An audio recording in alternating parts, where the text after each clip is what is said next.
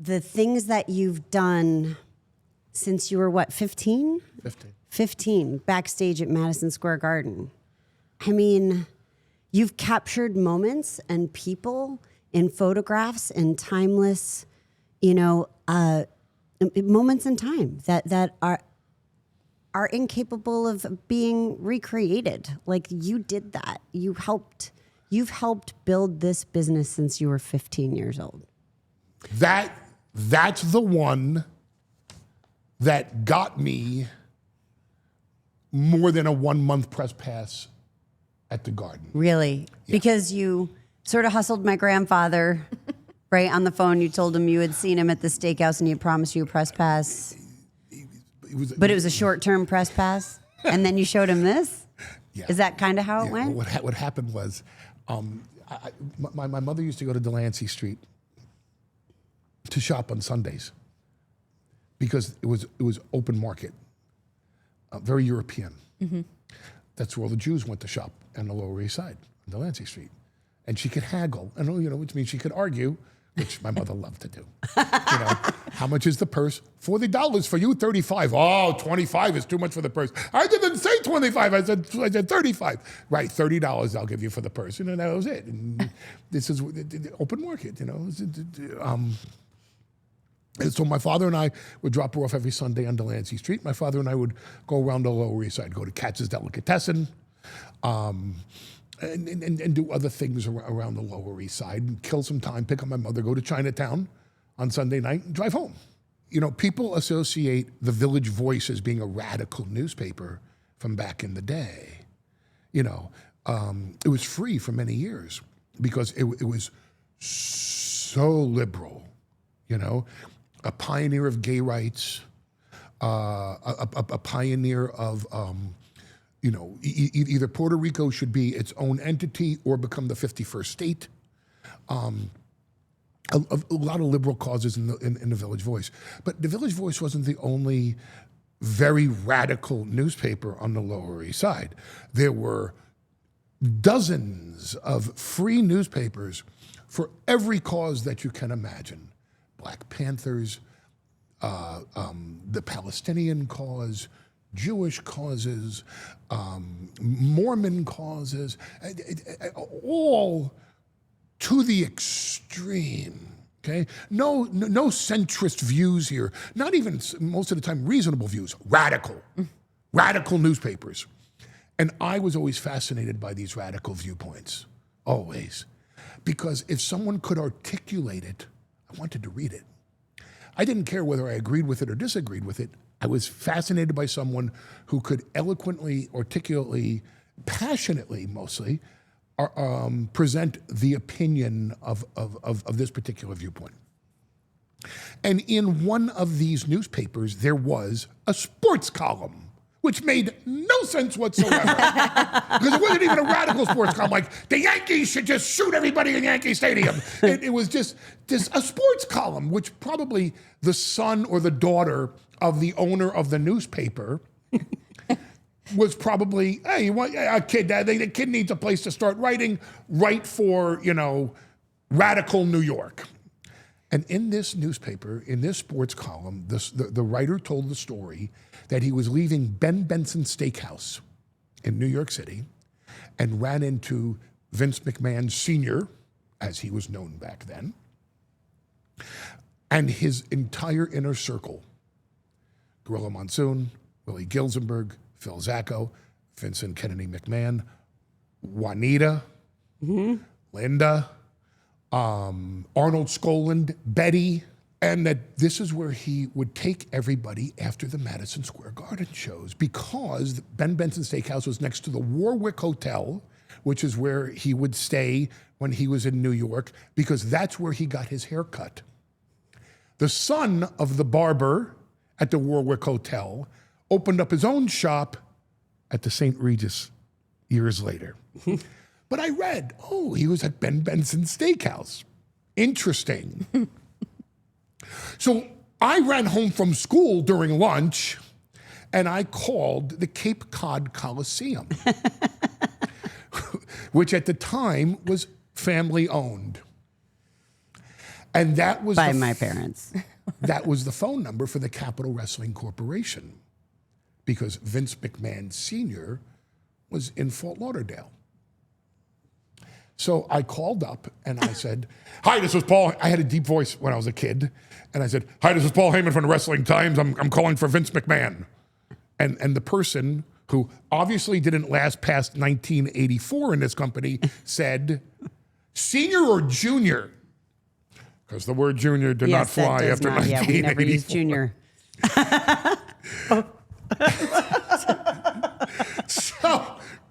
So senior. And what is your name? Paul Heyman of Wrestling Times. I bumped into him at Ben Benson's Steakhouse, and he told me to call for my press pass. Well, I'm sure that no one knew in this avant-garde radical newspaper that was for free on the Lower East Side in New York City, that was read by 50 people, on a sports column read by only the person writing it or his parents that probably owned the paper. I'm sure no one knew that Vince McMahon Sr.'s haunt on a Monday night had been exposed. So if I said I ran into him at Ben Benson's Steakhouse, this was like the secret password. Right. This was open sesame. Oh, well, he must know Vince Sr. How would he know that? How else would he know? How else would he know? Yeah. So I went from this person to that person, the next second person. Who is this again? Paul Heyman from the Wrestling Times. And for whom are you calling? Vince McMahon? Senior or junior? Wait, it's like what's this, a running gag? After a while, I got patched through. Hello?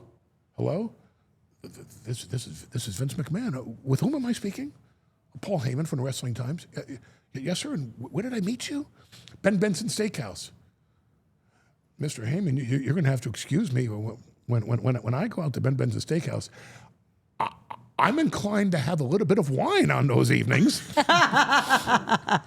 And what was this? What was the context of our conversation? Oh, you said I should call to get my press pass from Madison Square Garden.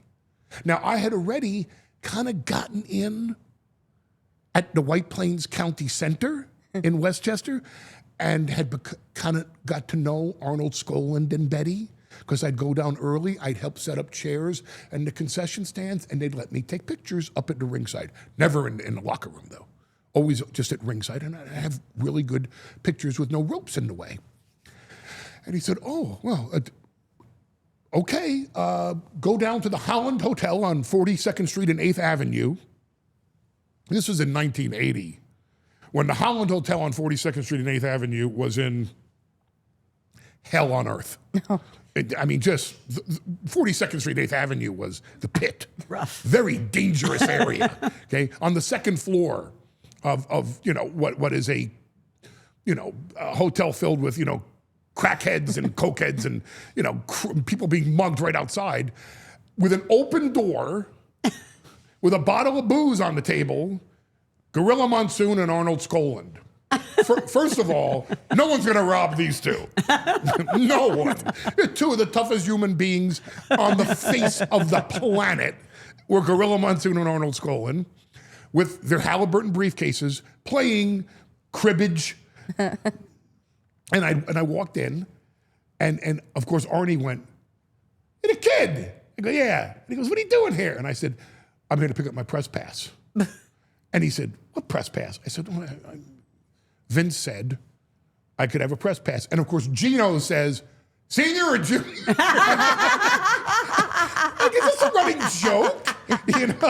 And of course, Skoland knew I was a high school kid. Oh, he knew. Oh, he knew. Okay. He knew, right? But he never, Arnie. he never stooged me off. No, he was great. So I think Arnold thought that I was there to pick it up from my dad. Oh. Because he couldn't imagine that a kid got a press pass from Madison Square Garden. And he didn't know that my father was an attorney. He didn't know anything about me. He Sure. just knew I was a local kid helping out, and Love wrestling. that's it. So he said, "Well, what name is it under?" And I said, "Paul Heyman." And of course, Skoland goes, "Senior or junior?" Like, it's just one Paul Heyman. And they go, "Yeah, okay. Bill Apter, Frank Amato, George Napolitano." Paul Heyman. Well, I'll be. Gives me the press pass.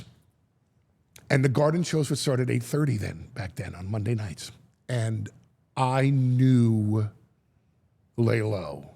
If they realize I'm in high school, if they realize I'm 15 years old, they're tossing me out of here. I'm done. I'm finished.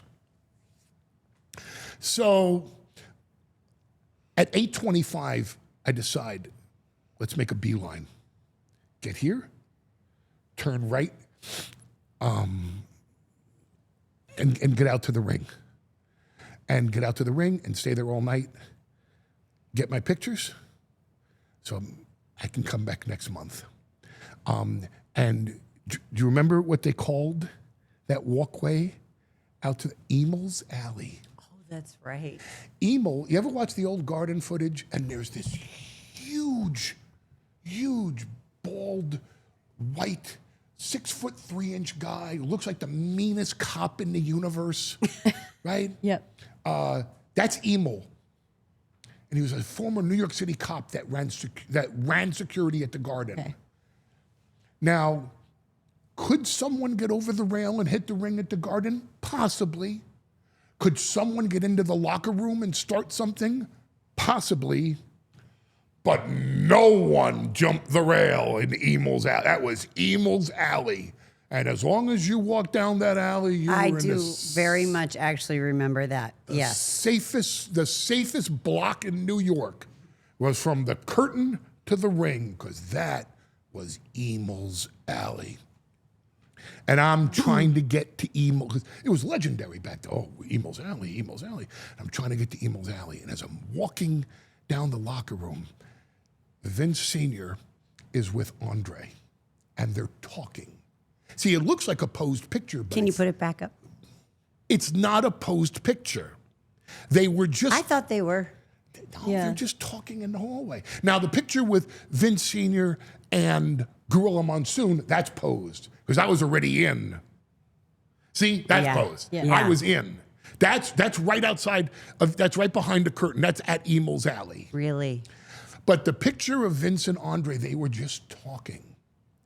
And as I'm walking down the corridor, just trying to turn right before I'm getting thrown out, I used to have, this is before digital film.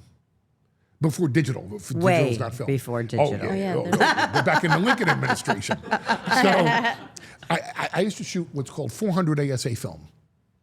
And 400 ASA film is super fast film. If you like to shoot black, and I used to like to shoot black and white, like the Blassie pictures or these pictures, you don't need a flash. As long as there's any kind of natural light, you can capture it. With a flash, it's even better.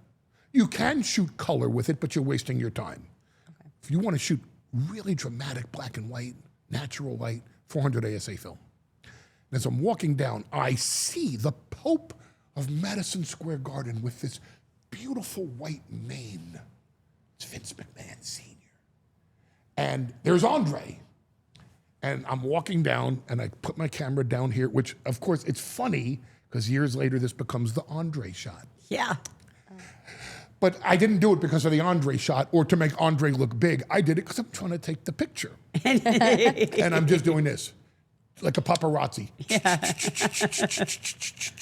Hoping I get one good shot, right? And it turned out I got a bunch of them. Got a couple of really good ones. And as I'm walking down, someone over here says, "Ba-da-ba-da-da-ba-da-ba." And Andre laughs, and was just shaking hands with Vince. So the first one was Andre's attention had been grabbed by someone a few feet behind me. That's Yep. Andre Yep. noticing someone. And the second one was now they go, oh, who's over there? I don't remember who it was, but Andre's like, oh. And as I'm doing it, because as you can see, they're not posing or looking into the camera. Yeah. They're looking at someone, Yep. you know, probably Albano drunk or something, right? And I'm just shooting. Shot 36 pictures and prayed I had one good one. So I developed the pictures, and here I had a couple good ones. And I'm like, oh, this is it. This is the ticket in. This is the golden pass. This is the VIP. This is easy pass. And I developed the pictures, made some black and whites, and I went to my father, who he wasn't a contract attorney, but it's pretty easy to figure out if you're an attorney what a photo release would be. And I had my father write out a photo release. All rights intended and hereby forever and for any media now known or hereinafter created and blah, blah, blah, blah, Sure. blah. And I signed it. Perfect. And I put it in a nice manila envelope, and I put 3 copies of each picture in the manila envelope, and I wrote to the personal attention of Vince McMahon Sr. And now I'm at my second garden show, and I'm looking from what is kind of like the photographer's room, and I'm looking at the door, and I'm waiting, and I'm waiting, and I'm waiting, and I'm trying to pick my spot. And as soon as I see Vince Sr. alone, I make my move. And here I go hustling down the hallway, and I say, "Excuse me, Mr. McMahon, this is for you, sir." And as I hand him the envelope, 2 of Emel's cops, one grabs me by this arm, one grabs me by this arm, lift me up, and drive me back. And back then, that elevator was right there. That was the end of the hallway. Wow. And with my feet going, no, I have a press pass. Open it, Right? open it. I'll show you my pass, right? Which is, by the way, why years later, even when I owned my own company in ECW, I always wore the passes around my neck. Wow. So that no matter who you are, if you don't know, like I'm walking in my own locker room, you know who I am. I belong here, I have a pass. I have a pass, I have a pass, I have a pass. And I'm driven all the way back to the other. You don't approach him. Who are you? What is your name? Who are you, young man? Blah, blah, blah. And I'm desperately holding onto my camera so I don't lose my camera. Right. Yeah. Right? And all of a sudden you hear, gentlemen, excuse me one moment. Howard Finkel. Oh my God. Howard Finkel comes over and goes, gentlemen, everything is okay. Thank you very much. Young man, please come with me. And takes me up to Vince McMahon Sr. And he's standing there, and there was a guy named Chuck Popeye Richards, who was an old school wrestler from back in the day, who, by the way, was Chris Candido's grandfather. You're kidding. Wow. And Chuck Richards used to come to Madison Square Garden in case Monsoon was busy, in case Skoland, who gave out the draws, Skoland would walk around New York City with $25,000 in a Halliburton because no one was taking that money away from Arnold Skoland. But if Vince Sr. just happened to be alone and Emil was walking someone out to the ring, someone got wise, Chuck Richards was standing by. Tough guy to get past. Tough guy to, if he got his hands on you, you had a serious problem in your life. So a couple people were around him. And he goes, young man, who took these pictures? Well, I did, sir. What's with the photo release? Well, you allow me access to your world. I'm trying to give something, you can use it for anything, posters, programs, publicity, whatever you want. Please, I don't just want to take, I'd like to contribute. Looks around like, who is this? And he goes, young man, are you going to school? Now, he meant college. And of course, I'm not going to go, yes, I'm in grade school. You know what I mean? Right? And I go, yes, sir, I am. He goes, reaches in his pocket, takes out a $50 bill, folds it very Vegas style, like in his hand, goes, young man, allow me to contribute just to your transportation costs coming here. And puts a $50 bill right there in my hand.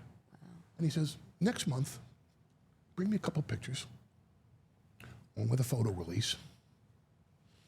Let's do this again. Every month here at the Garden. Yes, sir.